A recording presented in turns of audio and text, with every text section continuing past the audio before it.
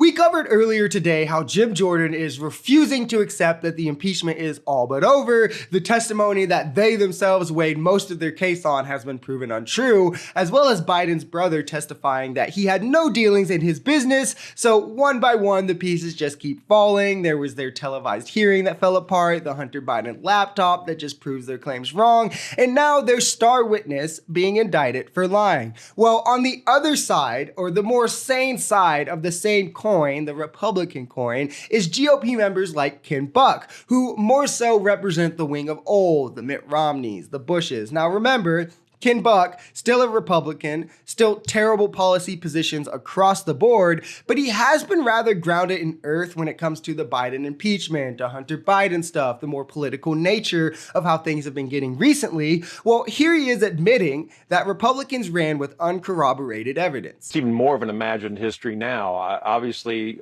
this witness, and we were warned at the time that we received the document outlining this witness's testimony. We were warned that the credibility of this statement was not known. And yet people, my colleagues, went out and talked to the public about how this was credible and how it was damning and how it proved President Biden's, at the time, Vice President Biden's complicity in receiving bribes. It appears to absolutely be false. And Ken Buck, former prosecutor, lifelong Republican, not only is it not in his best interest to say any of this, but he actually has insight and understanding to how these sorts of legal proceedings are supposed to work. Him saying that they were warned about the credibility and yet Republicans still ran it out to the public is the smoking gun that shows their true intentions.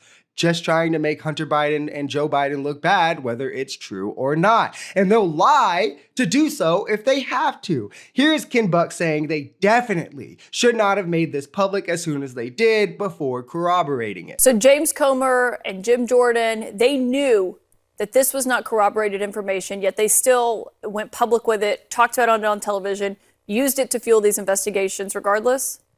That's what it appears. I certainly didn't have any evidence outside the statement itself that it was credible. And as a prosecutor for 25 years, Caitlin, I never went to the public until I could prove the reliability of a statement. And even then, the only public statement a prosecutor makes is the charging document. And remember, Ken Buck voted for the impeachment inquiry. He was completely on board with looking into this and doing all of this. He's just not willing to lie for political gain. And it's refreshing to at least see one Republican coming out and saying, hey, none of this was ever proven, none of it was ever credible, and they definitely shouldn't have acted like they did. It'll be interesting to see how moving forward, if this further divides the GOP, as it seems that Comer and Jim Jordan, the MAGA wing, is ready to keep on pushing forward and acting like this never happened. Even with the deadline for a budget to keep the government open looming, they're more focused with impeachment. So the more practical side of the wing seems ready to move on from all of this mess, call it a loss, chalk it up, and focus on exactly that, getting budget stuff passed, getting anything meaningful passed. But if recent history is any indication,